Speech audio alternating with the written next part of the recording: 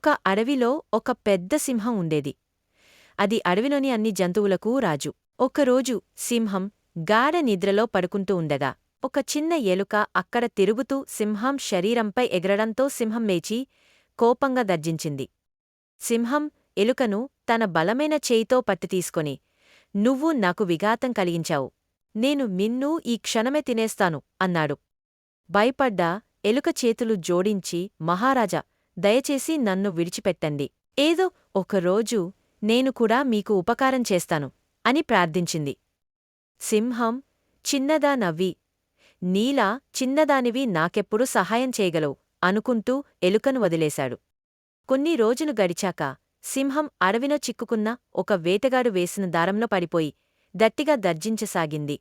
దారంలో చిక్కుకొని ఇబ్బందిపడ్డ సింహం గర్జన విన్న ఎలుక అక్కడకు పరిగెత్తుకుంటూ వచ్చి తన పదునైన పళ్లతో దారాన్ని కొరికి తెంచి సింహాన్ని బయటకు తీసింది. సింహం ఆశ్చర్యపడి, "నువ్వు నిజంగా నా ప్రాణాలను రక్షించావు.